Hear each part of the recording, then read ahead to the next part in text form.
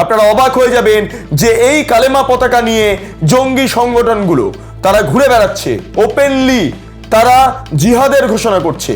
যে কালেমা পতাকা আল কায়দা, আইএস, হিজবুল মুজাহিদিন থেকে শুরু করে লস্কর-ই তৈবা থেকে শুরু করে হেন কোনো ইসলামিক টেররিস্ট অর্গানাইজেশন ব্যবহার করেন না, এমন কোনো নজির নেই, এবং সেই পতাকা হাতে নিয়ে এই মুহূর্তে ঘুরে বেড়াচ্ছে এই জিহাদিরা, এই এক্সট্রিমিস্ট ইসলামিক টেররিস্টরা।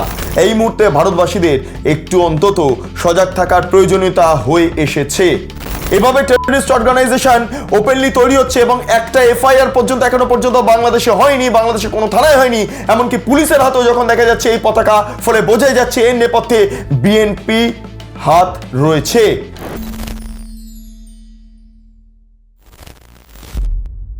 অত্যন্ত উদ্বেগের একটা সংবাদ নিয়ে আপনাদের সামনে হাজির হলাম। বাংলাদেশে কালেমা পতাকা নিয়ে ঘোরাফেরা করছে, ওপেন ঘোরাফেরা করছে জঙ্গিরা, ইসলামিক জিহাদিরা, টেররিস্টরা।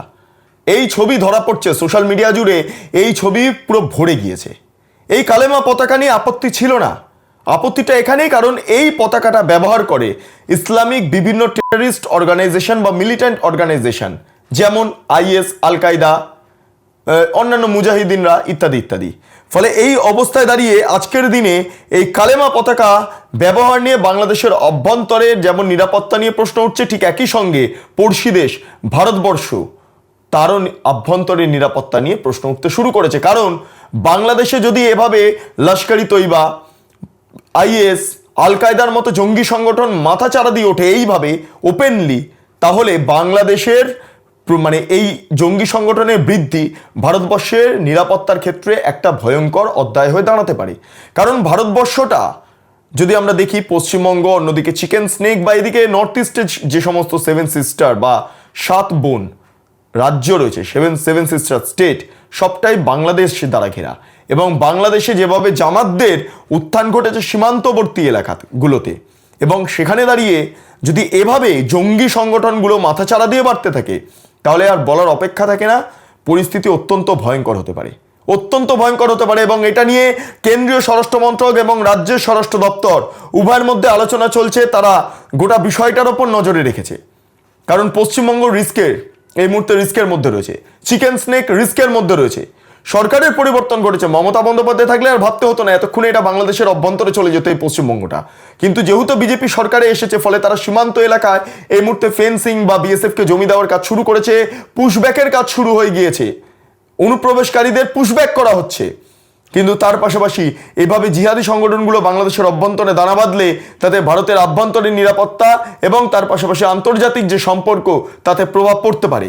কি ঘটছে বাংলাদেশে, কি ঘটছে আপনারা দেখুন, কন্টিনিউয়াসলি সেই ভিডিও পাশের স্ক্রিনে চলছে। আপনারা অবাক হয়ে যাবেন যে এই কালেমা পতাকা নিয়ে জঙ্গি সংগঠনগুলো তারা ঘুরে বেড়াচ্ছে, ওপেনলি তারা জিহাদের ঘোষণা করছে বিভিন্ন জায়গা থেকে। আমার কাছে যে ইনফরমেশন এসে পৌঁছেছে, তাতে করে বুঝতে পারছি সরকারের একটা অংশ, পুলিশের একটা অংশ, তারা পর্যন্ত এর সঙ্গে ঢুকে গিয়েছে। দেখুন, এক পুলিশ অফিসার বাংলাদেশের, তিনি হাতে আইএস দ্বারা ব্যবহৃত এই কালেমা পতাকা তিনি হাতে নিয়ে আছেন।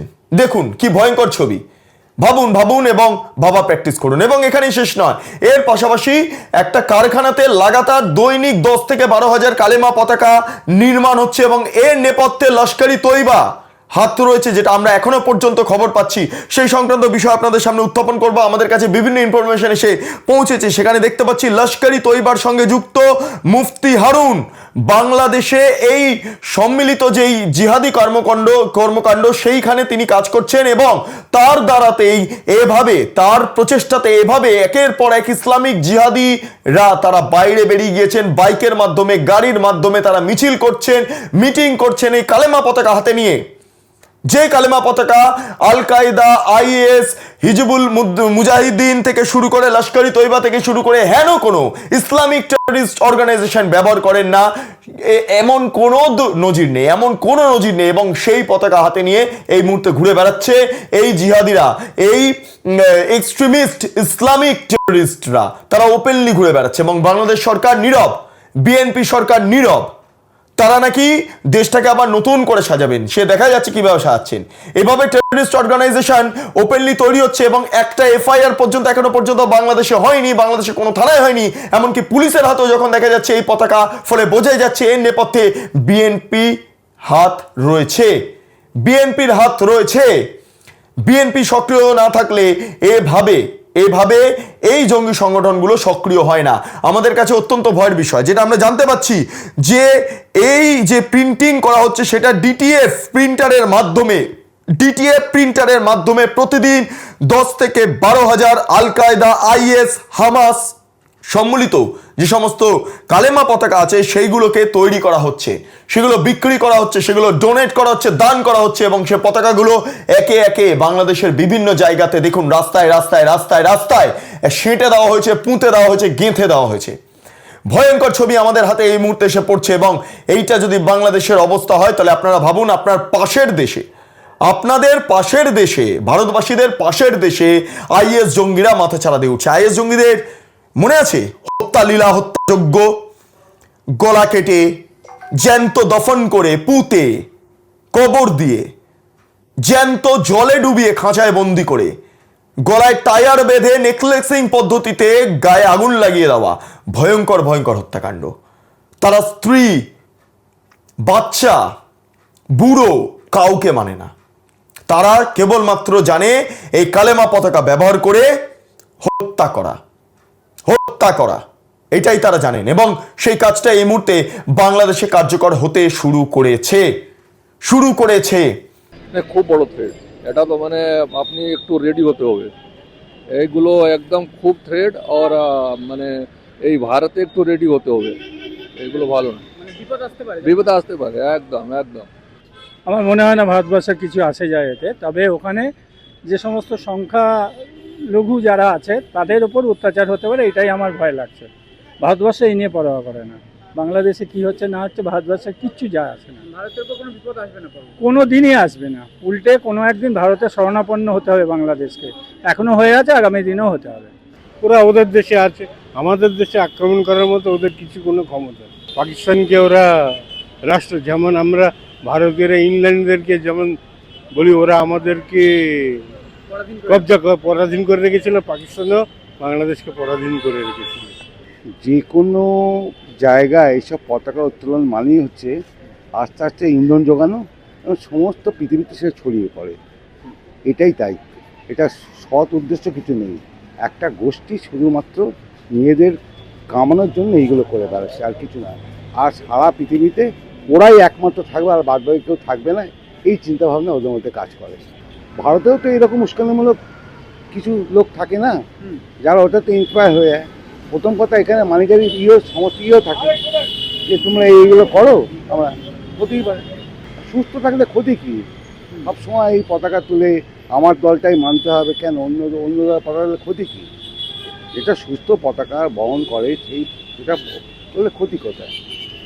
হ্যাঁ, এটা বাংলাদেশের প্রতিবেশী, ওটা তো মানে আমাদের জন্য বিপদ হতেই পারে, যেহেতু প্রতিবেশী, ওটা রুখা দরকার ভারতের। অত্যন্ত ভয়ঙ্কর ছবি এই মুহূর্তে উঠে আসছে। আপনারা ভাবুন এবং ভাবার প্র্যাকটিস করুন। এই মুহূর্তে ভারতবাসীদের একটু অন্তত সজাগ থাকার প্রয়োজনীয়তা হয়ে এসেছে। তার কারণ এভাবে পাশের দেশে আইএস জঙ্গিরা যদি মাথা চাড়া দিয়ে ওঠে, মিডল ইস্টে দেখতে পাচ্ছেন না বিভিন্ন জায়গায়, ঠিক একইভাবে পাশের দেশে যদি এভাবে আইএস জঙ্গিরা মাথা চাড়া দিয়ে উঠতে শুরু করে তাহলে অবস্থা ভয়ঙ্কর হতে পারে, অবস্থা ভয়ঙ্কর। এবং সেই জায়গাতেই ধীরে ধীরে পৌঁছাচ্ছে বাংলাদেশ এবং তার রেশ পড়তে পারে আমাদের পশ্চিমবঙ্গেও, রেশ পড়তে পারে চিকেন স্নেকে, অর্থাৎ যেটা শিলিগুড়ি করিডোর বলা হয়, রেশ পড়তে পারে এশিয়ান হাইওয়ে 2-তে, যার মাধ্যমে আন্তর্জাতিক পরিবহন ঘটে। নেপাল, বাংলাদেশ সমস্ত কিছু লিঙ্ক আছে কোথাও গিয়ে। ভয়ঙ্কর অবস্থা। আপনারা ভাবুন এবং ভাবার প্র্যাকটিস করুন। আরেকটা জিনিস বলছি, এই কালেমা পতাকা কি? কালেমা পতাকার মূল বক্তব্য আপনারা দেখবেন সাদা পতাকা অথবা কালো পতাকা, তার উপর সাদা যদি হয় তাহলে আরবি কালো দিয়ে আরবি হরফ লেখা হয় একটা কালো রং দিয়ে, এবং তার পাশাপাশি কালো পতাকা যদি হয় তাতে আরবি হরফ লেখা থাকে সাদা দিয়ে, এবং সে আরবি হরফে কি লেখা থাকে শুনুন, আল্লাহ ছাড়া কোনো ইলাহ নেই, মুহাম্মদ আল্লাহর রসুল, শুধু এইটা লেখা থাকে এবং এইটা নিয়ে বিতর্ক তুঙ্গে। আন্তর্জাতিক বিভিন্ন সংগঠন এই কালেমা পতাকা ব্যবহারে নিষেধাজ্ঞা জারি করেছে আন্তর্জাতিক বিভিন্ন সংগঠন। কারা ব্যবহার করে এই কালেমা পতাকা? আমি আবারও প্রথমেই বলেছিলাম, আল কায়দা ব্যবহার করে, আইএস ব্যবহার করে, হামাস ব্যবহার করে, বিভিন্ন ইসলামিক টেররিস্ট অর্গানাইজেশন তারা ব্যবহার করে, এবং সেটাই এই মুহূর্তে ভারতের পড়শি দেশ বাংলাদেশে ঘটছে। বাংলাদেশের দিকে দিকে ঘুরে বেড়াচ্ছে এভাবে কালেমা পতাকা হাতে নিয়ে। আপনারা দেখছেন বাইকে মিছিল, গাড়িতে মিছিল, গিয়ে বাড়িতে পর্যন্ত টাঙিয়ে দেওয়া হচ্ছে এই পতাকা। কোথাও কোথাও দেখতে পাচ্ছেন প্যালেস্তাইনের পতাকা, কোথাও কোথাও দেখতে পাচ্ছেন বাংলাদেশের পতাকা। বাংলাদেশের জাতীয় পতাকার অবমাননা করা হচ্ছে, সেটা বুঝবেন না, কারণ এরা তো প্রত্যেকে রাজাকার। এই যারা ঘুরে বেড়াচ্ছে তারা তো রাজাকার, পাকিস্তানপন্থী, পাকিস্তানকে তারা সমর্থন করে। সেই কারণের জন্যই এদের কাছে বাংলাদেশের পতাকা কোনো ম্যাটার করে না। মুজিবুরের তৈরি বাংলাদেশ কোনো ম্যাটার করে না। এদের সৌরাবর্দী ঠিক আছে, সৌরাবর্দী এদের গুরু, মোহাম্মদ আলী জিন্নাহ এদের গুরু, এদের গুরু বিভিন্ন আইএস সংগঠনের ধর্মীয় নেতারা। এই হচ্ছে অবস্থা। ধর্ম বিশ্বাসে কোনো রকম কোনো বাধা থাকা উচিত নয়, এটা গণতান্ত্রিক পদ্ধতি। তবে ধর্ম যখন এক্সট্রিমিজমে পৌঁছে যায়, ধর্ম যখন হত্যা করা শেখায়, তখন সেটা ধর্ম থাকে না, সেটা টেররিজম হয়ে যায়। এবং এই টেররিজমটা ধর্মের ফিলোসফিকে বাদ দিয়ে এই টেররিজমটা, এক্সট্রিমিজমটাকে কার্যত সক্রিয় করার নেপথ্যে যেভাবে বাংলাদেশের এই ইসলামিক জিহাদিরা কাজ করছে, সেটা ভারতবর্ষের কাছে ভয়ঙ্কর, সেটা ভারতবর্ষের কাছে ভয়ঙ্কর। এবং এটা নিয়েই মূলত উদ্বেগের নানা রকম ছবি উঠে আসছে আমাদের হাতে।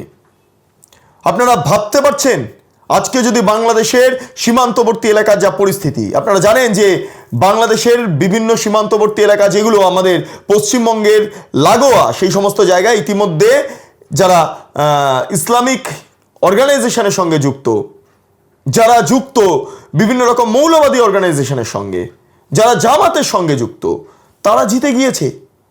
তারা পার্লামেন্টে যাচ্ছে বাংলাদেশের, তারা ফেস টুপি পরে মাথায়, তারা কালেমা পতাকা হাতে নিয়ে তারা ঘুরে বেড়াচ্ছেন বিভিন্ন জায়গায়। এবং শুধু পশ্চিমবঙ্গ কেন, বললাম তো চিকেন স্নেক। অন্যদিকে দাঁড়িয়ে আমরা যদি নর্থ ইস্টের স্টেটগুলো দেখি, সেভেন সিস্টার স্টেট, সেখানে পর্যন্ত বাংলাদেশ সীমান্ত রয়েছে।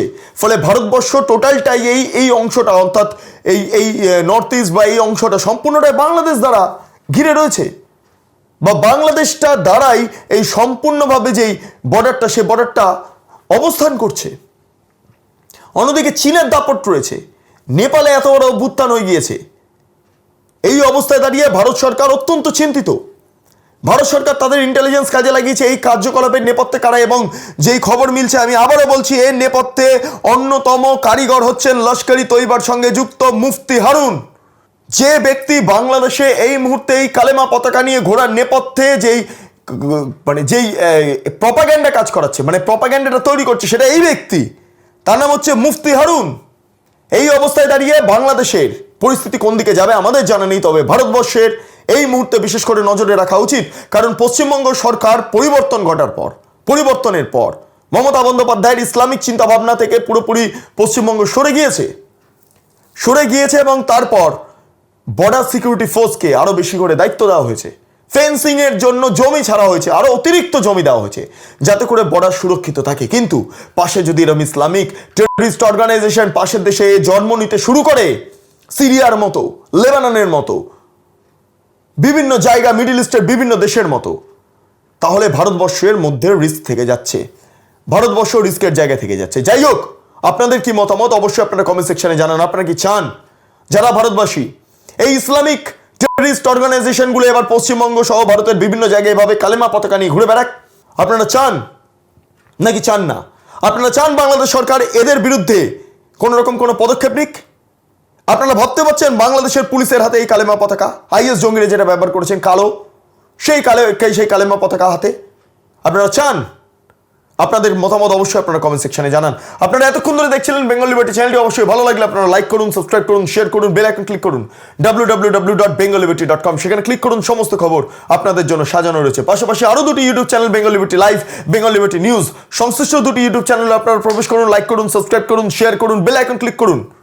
পাশাপাশি বেঙ্গল লিবার্টির Facebook page, Instagram, X handle, সেগুলোতেও নজর রাখুন। স্বাধীন, কাঁচিহীন এবং গেরিলা সাংবাদিকতার পাশে দাঁড়ান। অসংখ্য ধন্যবাদ।